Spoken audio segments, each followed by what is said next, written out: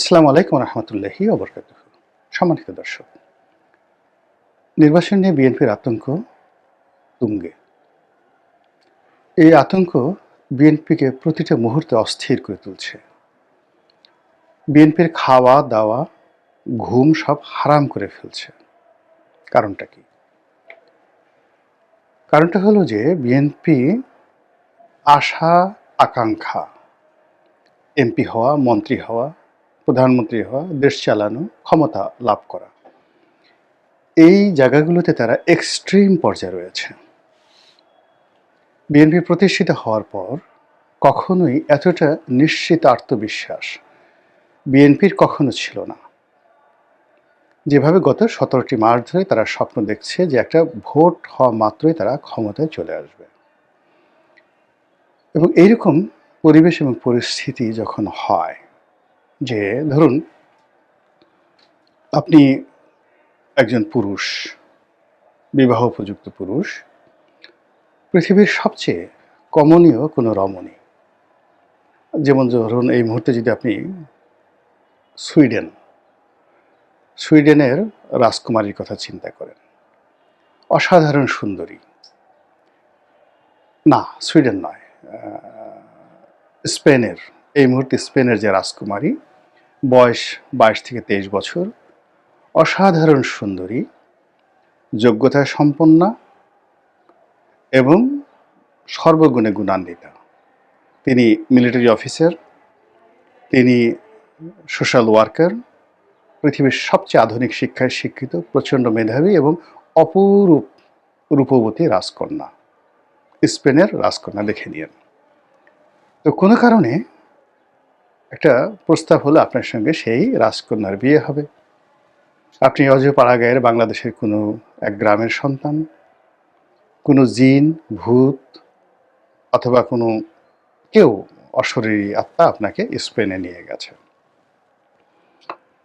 স্পেনে নিয়ে আপনাদের বিয়ে পড়ানো হবে। আপনি চেয়ারে বসে আছেন, আর অন্যদিকে রাজকুমারী বসে আছে। তো সেই আপনারকে যে নিয়ে গেছে, ভূত বলল যে সামনের সময় মাত্র 3 মিনিট, এই 3 মিনিটের মধ্যে কবুল বলতে হবে। তো এই 3 মিনিটের মধ্যে জাস্ট যখন রিং বাজবে, ঠিক ওই সময়টাতে সঙ্গে সঙ্গে রিং বাজার সঙ্গে সঙ্গে কবুল বলতে হবে। যদি 1 ন্যানো সেকেন্ড এদিক ওদিক হয়ে যায়, তাহলে এই রাজকুমারীকে আপনি পাবেন না। অধিকন্ত এই যে আপনাকে এখানে আনা হলো, এখন আপনি এখান থেকে যান নিয়ে যেতে পারবেন না, আপনাকে হ্যাং করে দেওয়া হবে, ফাঁসিতে ঝুলানো হবে, মেরে ফেলা হবে। তো এই কথা আপনি স্মরণ করছেন, আর আপনার সামনে রাজকুমারী বসে আছে। তার রূপ, মাধুর্য, সৌন্দর্য এবং একই সঙ্গে রাজত্ব লাভের, স্পেনের রাজা হবেন আপনি। আর অন্যদিকে আপনার হাতের সময় মাত্র 3 মিনিট। আপনি বসে বসে ক্ষণ গুনছেন, হঠাৎ করে যে একটা শব্দ হবে আর আপনি সঙ্গে সঙ্গে কবুল বলবেন। এই কবুল বলার সঙ্গে সঙ্গে 1 ন্যানো সেকেন্ড দেরি হওয়া যাবে না। ভুল হলে আপনি দুকুল হারাবেন। এই অবস্থা আপনার কি হবে বলেন তো? হার্টবিট বন্ধ হয়ে যাবে, রক্তক্ষরণ শুরু হয়ে যাবে। অস্থিরতা কাকে বলে? 3 মিনিট আপনার কাছে মনে হবে 3000 বছরের সমান। তো সেই দিক থেকে বিএনপির যে গত 17 মাসের আশা আকাঙ্ক্ষা, লোভ লালসা, কামনা বাসনা, প্রাপ্তি, সব কিছু এখন এসে 12ই ফেব্রুয়ারি তারিখে এসে মিলিত হয়েছে। এক একটা দিন যাচ্ছে, এক একটা ঘন্টা যাচ্ছে, এক একটা মিনিট যাচ্ছে, এক একটা সেকেন্ড যাচ্ছে, আর বিএনপি নেতাকর্মীদের মধ্যে যে ভাবাবেগ তৈরি হচ্ছে, যে অস্থিরতা তৈরি হচ্ছে, তা তাকে রীতিমতো তছনছ করে দিচ্ছে। সে ধৈর্য ধারণ করতে পারছেন না। ধৈর্য ধারণ করতে না পারার কারণে রাজনীতির ময়দানে একটার পর একটা তার অনার সৃষ্টি তৈরি হচ্ছে। সে ভেবে উঠতে পারছে না যে তার আসলে কি করা উচিত, কি বলা উচিত, অথবা কখন তার সে সম্ভাবনাটা নষ্ট হয়ে যায়। তো এই জিনিসটা কেন হচ্ছে এই মুহূর্তে? আমি তো আগে গল্পের ছলে বললাম, আর এখন আমি যদি আপনাকে বলি যে এই ঘটনাগুলো কেন হচ্ছে? বিএনপির এই আতঙ্ক কেন হচ্ছে? এর কারণ হলো মাঠে তো বিএনপির কোনো শক্ত প্রতিদ্বন্দ্বী নেই। জামাত ন্যারেটিভ তৈরি করছে। বিভিন্ন সামাজিক মাধ্যমে সোশ্যাল যারা কনটেন্ট ক্রিয়েটর রয়েছেন তারা নানা রকম তর্ক-বিতর্ক করে জামাতকে বড় করার চেষ্টা করছে, বিএনপিকে ছোট করার চেষ্টা করছে। কিন্তু ওটা নিয়ে তো মাঠে কোনো প্রতিক্রিয়া তৈরি হচ্ছে না। মাঠে প্রায় সব জায়গাতে বিএনপির প্রার্থী সর্বেসর্বা। বিএনপির প্রার্থীর সামনে দাঁড়ানোর মতো আসলে বাংলাদেশে কোথাও একটা সিঙ্গেল প্রার্থী নেই। না জামাতের, না এখন যারা আছে জাতীয় পার্টি কিংবা ইভেন চরমোনাই। বিএনপির প্রার্থীর সামনে কোনো প্রার্থী নেই। কেউ যদি বিএনপির প্রার্থীকে পরাজিত করে বিজয়ী হয়ে আসে সেটা হবে একটা মিরাকেল, অলৌকিক ঘটনা। বাস্তবতা হলো বিএনপি শতভাগ বিজয়ী হবে যদি ইলেকশন হয় বা শক্তি প্রয়োগ হয়, মারামারি হয়, কাটাকাটি হয়। যেভাবে হোক না কেন বিএনপি বিজয়ী হবে প্রতিটা সিটে। এইরকম একটা চিন্তা যখন শতভাগ নিশ্চিত, তখন কেন বিএনপি ভয় পাচ্ছে? এই ভয় পাওয়ার মূল কারণ প্রাকৃতিক। মহান আল্লাহ রাব্বুল আলামিন আমাদেরকে যে তৈরি করেছেন, তৈরি করার জন্য আপনি প্রথমত একটি মহাকর্ষণ শক্তি দিয়েছেন আল্লাহ। সেটা আসমানের অসংখ্য গ্রহ নক্ষত্র, তারকারাজি, বিভিন্ন গ্যালাক্সি, উল্কাপিণ্ড থেকে শুরু করে সবারই একটা আকর্ষণ আছে, শক্তি আছে। সেই শক্তি দিয়ে আমাদের মাথার উপরে সূর্য আমাদেরকে টানছে, চন্দ্র আমাদেরকে টানছে, তারকারাজি, বৃহস্পতি, শনি, ছায়াপথ, নক্ষত্র যা কিছু আছে, নীহারিকা, সবার একটা শক্তি আছে। ম্যাগনেটিক পাওয়ার আছে, এই পৃথিবীর সব কিছুকে তারা উপরের দিকে টানছে। এই যে আমরা বলি না শনির দশা, বৃহস্পতি, অমাবস্যা, পূর্ণিমা, এসবে কিন্তু মহাকর্ষণ শক্তির।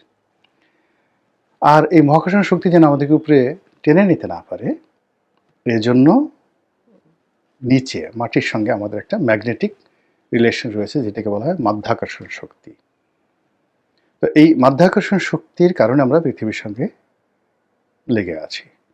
আচ্ছা, এরপরে আমরা যদি যাকে বলা হয় ডানে বামে হেলে না পড়ি, পড়ে না যাই, এজন্য বাতাস দিয়ে, চারিদিক থেকে বাতাস দিয়ে আমাদেরকে এমনভাবে চেপে রেখেছে আমাদের শরীরের প্রতি ইঞ্চি জায়গাতে। বিজ্ঞানের যারা ছাত্র তারা বলতে পারবেন বাতাসের চাপ কত কেজি। আপনার এই শরীরের উপরে যে পরিমাণ বাতাসের চাপ চারিদিক থেকে আপনাকে রাখছে, যার কারণে আপনি হেলে দুলে পড়ছেন না। এই যে একটা ব্যালেন্স, প্রকৃতির যে ব্যালেন্স, এই জন্য আপনি বেঁচে আছেন, এই জন্য আপনি হাসছেন, চলাফেরা করছেন, খাওয়া দাওয়া করছেন, সব কিছু করছেন। দ্বিতীয় হলো আপনার শরীরের মধ্যে একটা ম্যাগনেটিক পাওয়ার আছে। এই ম্যাগনেটিক পাওয়ারের কারণে আপনার একটি হাড় অন্য একটি হাড়ের সঙ্গে সংযুক্ত আছে। আপনার শরীরের মধ্যে একটা রসায়ন আছে, এখানে অসংখ্য রস তৈরি করে। চোখ মানে আপনার যে ৫টা ইন্দ্রিয়, কান, নাক, সব জায়গাতেই চুলের গোড়া, পশমের গোড়া, সব জায়গাতে একটা করে কারখানা আছে। প্রতিটা পশমের গোড়া একটা করে নিউক্লিয়াস আছে, একটা মেশিন আছে। ওখানে মানে একটা যন্ত্র চলছে।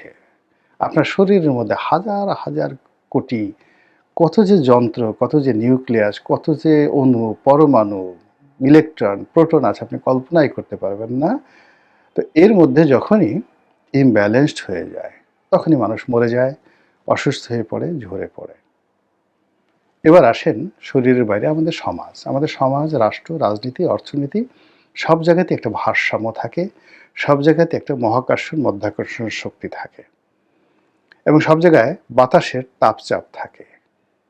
এবং এখানে যখন কোনো একটা কিছুতে ঘাটতি হয়, নিয়ন্ত্রণহীনতা তৈরি হয়, তখনই সেটা ভয় তৈরি করে, আতঙ্ক তৈরি করে এবং পতন মানে অনিবার্য হয়ে পড়ে। যেমন ধরুন আপনি একই মানুষ পদ্মার তীরে দাঁড়িয়ে আছেন, পদ্মার তীরে দাঁড়িয়ে আছেন এবং যেখানে দাঁড়িয়ে আছেন তার ঠিক ১ ইঞ্চি পরেই ভাঙন হচ্ছে, প্রবল ভাঙন হচ্ছে এবং আপনি নিচে তাকিয়ে দেখলেন যে প্রায় ২০০ ফিট নিচে, ২০০ ফিট নিচে প্রচণ্ড বেগে স্রোত, পদ্মার স্রোত বয়ে চলছে। আপনি কি সেখানে দাঁড়াতে পারবেন? কখনো দাঁড়াতে পারবেন না। কিংবা যেটিকে বলে এইজ, ইডি জেই, মানে প্রান্তসীমা। আপনি ধরেন একেবারে 10 তলা একটা বিল্ডিং বা 50 তলা 100 তলা একটা বিল্ডিং, সেই বিল্ডিংয়ের একেবারে ছাদের কিনারে আপনাকে এমন একটা গ্লাস লাগানো আছে, ছাদের কিনারে একটা গ্লাস লাগানো আছে, কিন্তু ওটা দেখা যায় না, ট্রান্সপারেন্ট গ্লাস, ওটা দেখা যায় না। এখন কিন্তু অনেক গ্লাস বের হয়েছে। তো আপনি যাতে পড়ে না যান এই জন্য একটা গ্লাসের ওখানে ফ্রেম দেওয়া আছে, বুলেট প্রুফ, আপনি লাথি মারলেও যাবে না, কিন্তু গ্লাসটা দেখা যায় না। আপনাকে যদি 1000 কোটি টাকা দেওয়া হয়, তবু আপনি 50 তলা বিল্ডিংয়ের আপনি জানেন যে ওখানে একটা গ্লাস আছে, কিন্তু আপনি ওর ধারে কাছে যেতে পারবেন না। ওটার জন্য আপনাকে ট্রেনিং দরকার হবে, সব কিছু দরকার হবে, কিন্তু ইন জেনারেল আপনাকে জানা সত্ত্বেও আপনারা যেতে পারবেন না। তার আগে আপনার মরণ কান্না শুরু হয়ে যাবে, ও মা গো যাবো না, বাবা গো যাবো না। তো বিএনপি রাজনীতির যে মহাকর্ষণ, মাধ্যাকর্ষণ, তার যে পারিপার্শ্বিক তাপ এবং চাপ, এ সবই হলো আওয়ামী লীগ। অন্য কারোর সঙ্গে তার চাপ তৈরি হচ্ছে না। এখন তার চাপ দরকার, মানে ধরুন প্রচণ্ড শীত, শীতের মধ্যে আপনার একটা লেপ দরকার। সেখানে আপনি যদি তার শরীরে একটা, যাকে বলা হয়, সাধারণ চাদর দিয়ে দেন, সে মরে যাবে, সে বাঁচবে না। আপনি গরম পানি খাওয়া দরকার, কিন্তু আপনি খুব বেশি গরম দেওয়া হলো, আপনি সেক্ষেত্রে মরে যাবেন। এখন বিএনপি রাজনীতি করার জন্য তার যে মাঠে ময়দানে চাপ দরকার, সেই চাপ কেবলমাত্র আওয়ামী লীগ থেকে এলে সে তার ব্যালেন্স, মানে সে যে স্থির হয়ে দাঁড়াতে পারে, দৌড়াতে পারে, ছুটে চলতে পারে, তার যে ভিতরে যে অন্তর্নিহিত তাৎপর্য ক্ষমতা রয়েছে, সেই ক্ষমতা সে প্রয়োগ করতে পারে, সেটা কেবলই মাত্র তার প্রতিপক্ষের চাপ থাকতে হবে।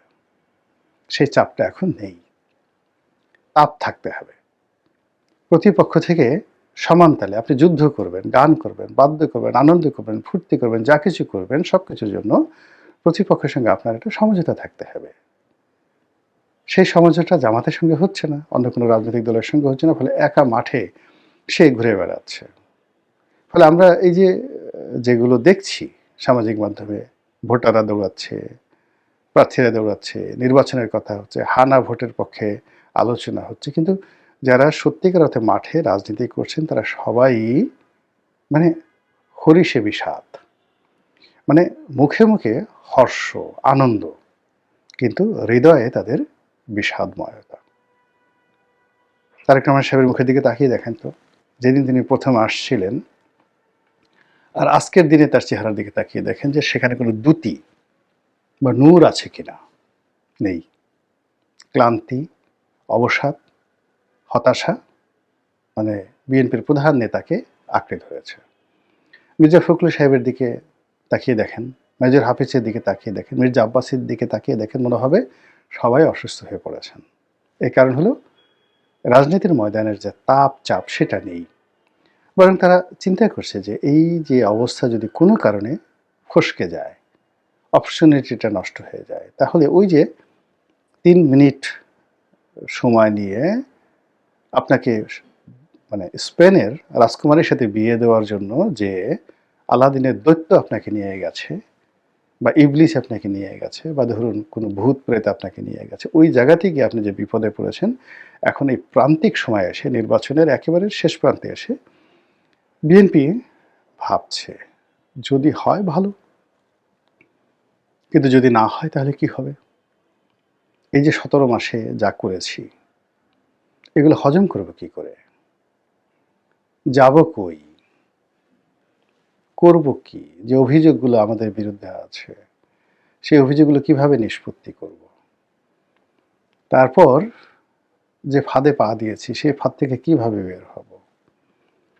কিভাবে বিদেশে যাব? পালার জন্য তো জায়গা নেই, ভাগবার কোনো জায়গা নেই। এখানে বিজয় ছাড়া আর কোনো অপশন নেই। ফলে ওই যে নির্বাচনের দিন যত ঘনিয়ে আসছে, সময় যত ঘনিয়ে আসছে, সবাইয়ের মধ্যে সেই অস্থিরতা দেখা দিয়েছে। আর যেখানে আপনি অপোজিট সাইড কি আছে, মানে আপনি আয়নার দিকে তাকালেন, শুধু নিজেকে দেখতে পাচ্ছেন, বিএনপিও শুধুমাত্র নিজেকে দেখতে পাচ্ছে, কিন্তু আয়নার উপরে যে জামাত আছে, সেটা বিএনপি মূল্যায়ন করতে পারছে না, আন্দাজ করতে পারছে না। ফলে ওই অংশটিকে, পর্দার অন্তরালের যে অংশটিকে তার কাছে অন্ধকার মনে হচ্ছে। আর অন্ধকার সম্পর্কে মানুষের সন্দেহ থাকে, ভয় থাকে, আতঙ্ক থাকে। ফলে জামাত সম্পর্কে তার নানা রকম স্পেকুলেশন এই মুহূর্তে তার মনের মধ্যে তাকে ভীত সন্তুষ্ট করে তুলছে। জামাত আদৌ সফল হবে কি হবে না, ভোট পাবে কি পাবে না, তারা ম্যাটিকুলাস কোনো ডিজাইনের পার্ট কি পার্ট না, তারা শেষ পর্যন্ত বিএনপির জন্য কতটা বিপত্তি কারণ হবে, তার চেয়ে বড় বিষয় হলো জামাতকে নিয়ে যে ভয় তৈরি হয়েছে এই ইমব্যালেন্সের কারণে। ওখানে যদি একটা শক্তিশালী পক্ষ থাকতো তাহলে এই অবস্থা তৈরি হতো না। ভিডিও শেষ পর্যায়ে চলে আসছি, আর কথা বাড়াবো না। শুধু একটা জিনিস বলবো যে আজকের এই যে আতঙ্ক, ভয় সৃষ্টি হলো, এটা কেন? এই দায় কি বিএনপির নেই? বিএনপি কি দায় অস্বীকার করতে পারবে? গত ১৭টি মাস কার্যত দেশের স্টিয়ারিংটা তাদের হাতে ছিল, এখনো তাদের হাতে আছে।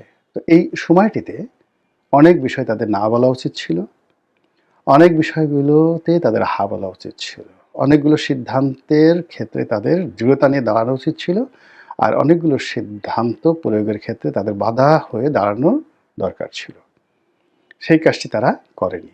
না করার কারণে এখন যুগান্তরের যে ঘূর্ণিপাক, সেই যুগান্তরের ঘূর্ণিপাকে তারা ঘুরে বেড়াচ্ছে। ভবিষ্যৎ সম্পর্কে আল্লাহ ভালো জানেন, আল্লাহ উত্তম ফয়সালাকারী। আসসালামু আলাইকুম রহমতুল্লাহি ওয়া বারাকাতুহু।